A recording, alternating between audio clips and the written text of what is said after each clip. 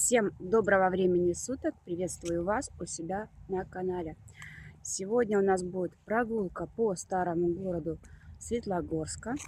Если вам интересны данные форматы видео, оставайтесь со мной, а мы пойдем гулять. Я вышла на прогулку на очередную, покажу вам часть старого города. Здесь у нас находится здание предприятия ГЖУП «Светоч», коммунхоз, как его раньше называли. По обратную сторону, сейчас развернемся, здесь находится городская баня. Что ж, пойдем гулять дальше.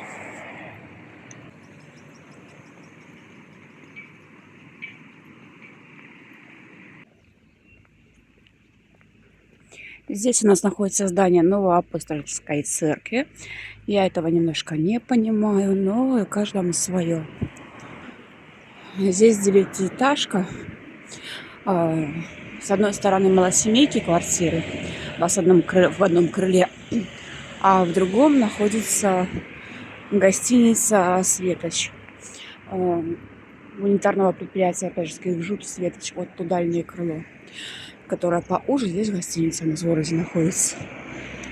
Что за она, не знаю, не расскажу, по ценам тоже не сориентирую, поскольку мне без надобности.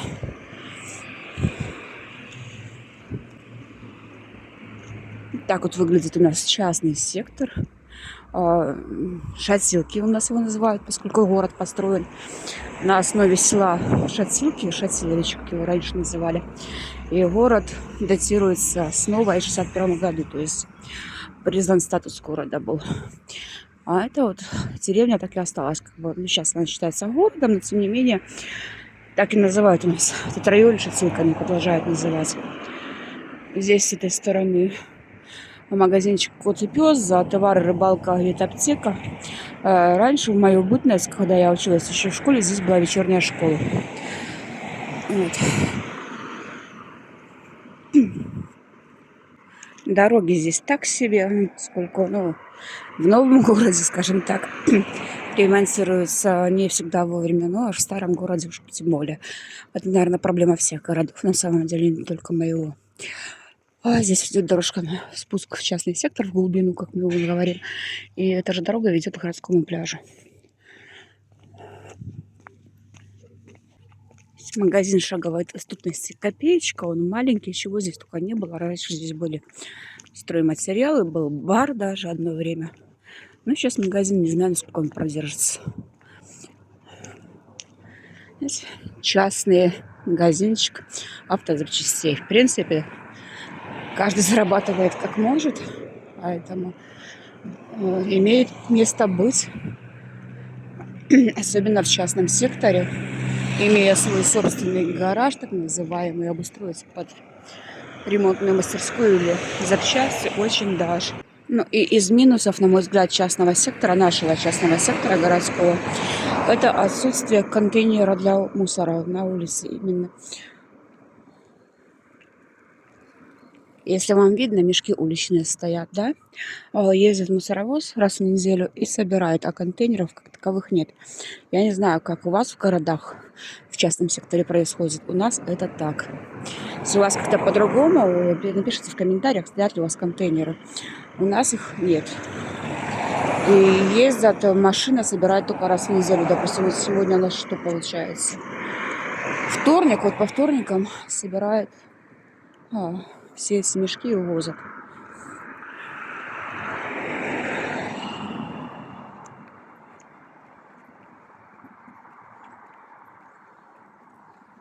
Здесь тоже магазинчик «Славянка». Он продуктовый, маленький, шаговой доступности. Но, в принципе, для данного района здесь этого достаточно.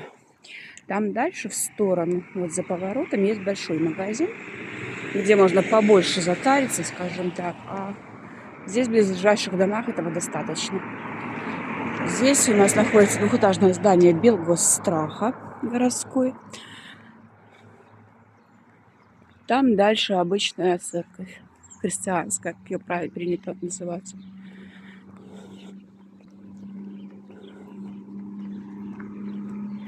Ну, а мы идем дальше. Здесь старая остановка. Когда-то много лет назад здесь ходил 7-й маршрут автобуса, маршрут номер 7, да? Он уже не ходит много лет, больше лет 15, наверное, да? Остановка осталась до сих пор, все никак не уберут. Такие вот клумбы у нас делают повсеместно. В принципе, облагораживают город немножечко, но как-то вот так. Правда, здесь пустовато. Деревья посажены, но когда они вырастут, еще непонятно. Когда, конечно, вырастут, будет не так пусто, но вот эти вот пустые места без деревьев, они немножечко бросаются в глаза. Я привыкла, что в городе, как правило, много зелени, да, у нас вокруг леса, река и прочее. И немножечко вот это вот меня моменты такие все-таки смущают. Но вот видите, они посажены, саженцы. Но когда вырастут, здесь будет очень красиво вообще. Мы подходим к центру нашего города, практически к набережной площади и к Красной площади. Здесь новое у нас здание, относительно его недавно построили, и по весне впустили в эксплуатацию. Студио. На 2-м этаже бар кальянная, на 1-м этаже продуктовый магазин. Там стоянка, парковка для машин. Такой подъезд небольшой. И там за ним в сторону, получается, находится единственный в городе круглосуточный магазинчик. Единственный в городе. Почти на 70 тысяч населения, скажем так. Единственная круглосутка. Вот так вот это выглядит. Раньше на этой парковке были лавочки, скамеечки. Сейчас их убрали. Там впереди вы видите колокол. Памятник воинам-освободителям. Там дальше ресторан «Ксарт». Раньше он назывался «Бис». Сейчас он закрыт и выставлен на продажу. Также там есть летний дворик. К слову сказать, это был единственный ресторан, по праву, скажем так, имеющий статус ресторана в городе. Больше у нас ресторанов нет. Единственный ресторан был, и тут закрыт. Вот такие дела, ребят.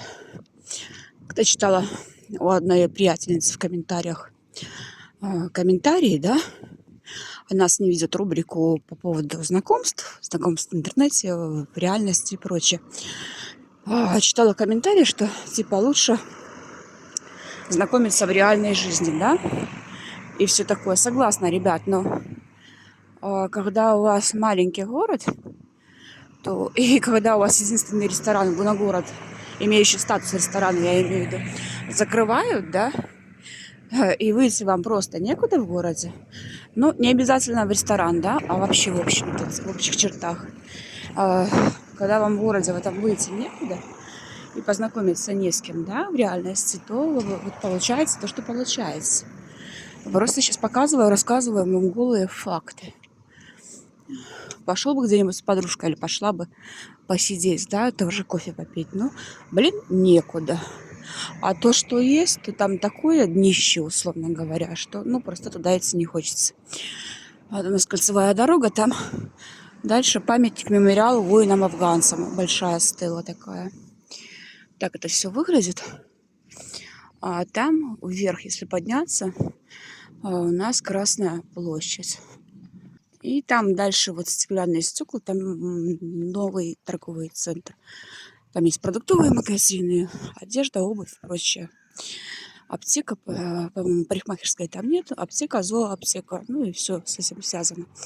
Если вам будет интересно, мы как-нибудь туда сходим, я вам покажу его изнутри. Здесь же на набережной площади организована вот такая вот фотозона. Здесь часто приезжают свадьбы для фотосессий. И там немножечко тоже за стелой, памятником, тоже есть такие скульптурки, оградки, ну не оградки, а арочки разные. Часто приезжают для фотосессий и прочего. Зеленые такие вот скульптуры тоже очень даже мне нравятся. Вот единственное, молодцы, да, стали облагораживать город немножко. Там красное здание, это костел. Да, у нас в городе, несмотря на то, что город небольшой, тоже есть католики. Всегда вот обращаю внимание, что костелы, все костелы во всех городах строятся из красного кирпича. Вот почему, единственное, что я не знаю. Наверное, у них по-другому как-то. А там вдали вот красненький, крыша красненькая, горка для детей. Здесь, опять же, к слову, да, в большинстве случаев в таких местах, если это не массовое мероприятие, в основном гуляют мамочки с детьми. Условно. Так к слову пришлось. Вот такие дома здесь у нас стоят. Да, здесь возле площади, возле набережной. В основном частный сектор. И дальше улица уходит, она улица Советская. Она уже до конца, вон до той дальней трубы, там у нас электростанция. Она уходит практически, упирается в электростанцию. Это улица. Здесь просто частный сектор. Мы уже свернем с вами на другую, на параллельную потом улицу. И покажу именно уже не частный сектор, а старый город сам. Ну, а сейчас мы с вами от частного сектора переходим дорогу на противоположную сторону и пройдем немножечко по противоположной улице города, старого города именно. Вот так вот выглядит именно старый город, как у нас называют. Здесь расположены двух-трехэтажные дома. Вот там вдали редакция газеты «Светлогорские новины», то есть «Светлогорские новости». Вот так вот выглядит старая улица.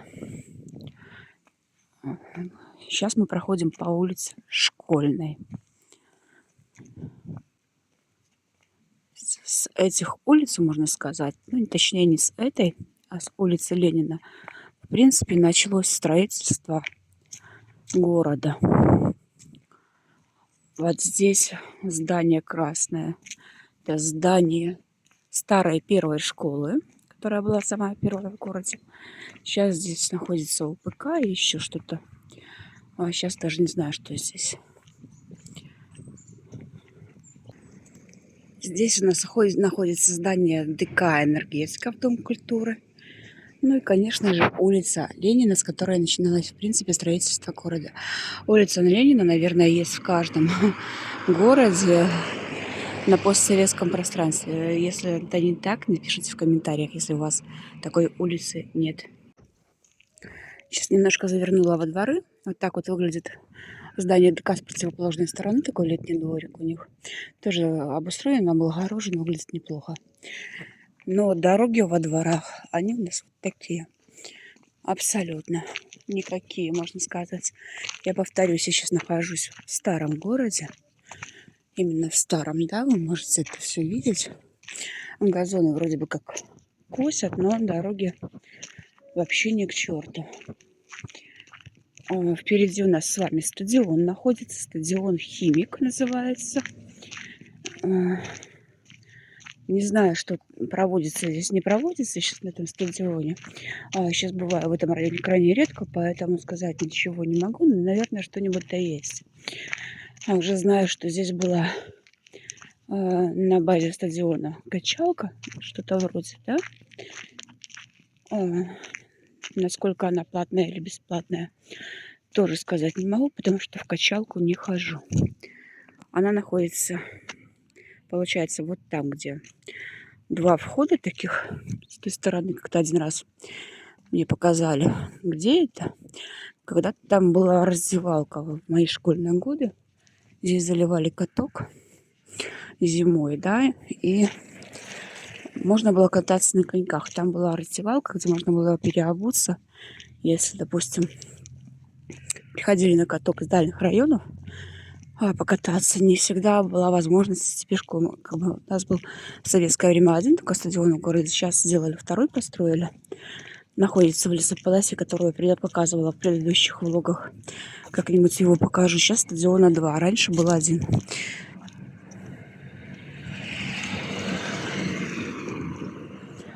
И машина проехала сейчас, да, не стала говорить. Машины ездят очень медленно, потому что дороги сами видите какие, и всегда в любой момент можно подпрыгнуть. Здесь второй садик, садик номер 2, садик санаторного типа. И попасть сюда и не у всех получается, скажем так, именно попасть, привести детей даже по прописке, потому что что, как это называется, нужны рекомендации врача, заключение врача получается, чтобы сюда попасть. Но садик неплохой, его хвалят. Так вот все это у нас выглядит. Ну, мы пойдем дальше, конечно. Вот так вот выглядят дворы старого города. В одном из таких дворов я раньше жила, в пятиэтажках. Не в конкретном этом, а вообще, в принципе, по соседству. Но в этом микрорайоне, конечно. Они дома, по-моему, блочного типа, если я не ошибаюсь, и довольно теплые. Единственное, что жила на 5-м этаже. Я повторюсь, не в конкретном доме, но в похожем. И дома очень теплые, я скажу. Ну, потом переехала в другой район. Ну, конечно, я прошла дальше, вглубь микрорайона. Мне сейчас надо зайти в банк. И я решила пойти короткой дорогой. Вот так вот выглядит здесь все это дело. Здесь опять-таки садик. Здесь библиотека. И вот такой вот площадь такая, да? У меня слово паразит вот такой вот, но тем не менее. И вот тоже, опять же таки, возвращаясь к теме парков и к скверов, да? На этой территории можно было бы сделать небольшой такой парк-сквер. Вот здесь даже поставили несколько скамеек с урнами, да.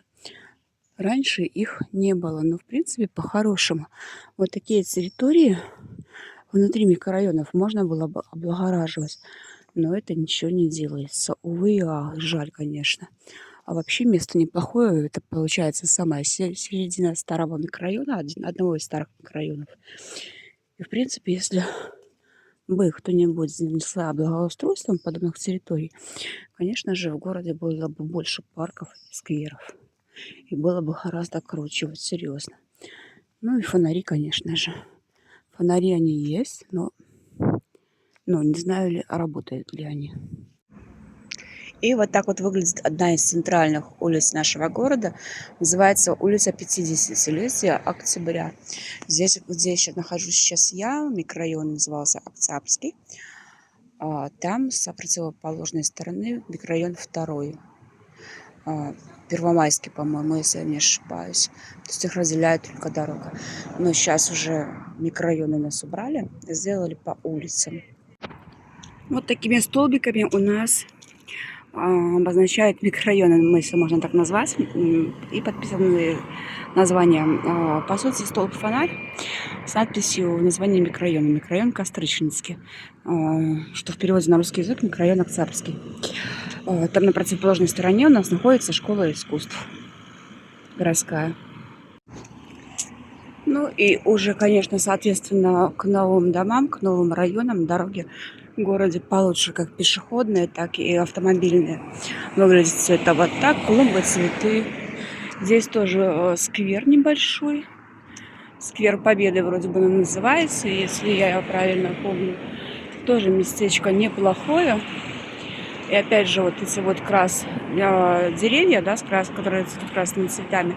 Если вы знаете, как они называются, напишите в комментариях. Они не так давно посажены и еще не успели разрастись. Но цветут они красиво, выглядят симпатично. Ну и дальше впереди находится здание, это торговый центр «Березки». Торговый центр не маленький для нашего города, в рамках нашего города. Если вам будет интересно именно походы по торговым центрам, напишите мне в комментариях, обязательно походим и посмотрим. Ну, а я уже возвращаюсь домой. Я надеюсь, что была хотя бы немножечко вам сегодня интересна и не утомила своей болтовней. Если это так, жмите пальчик вверх и до новых видео.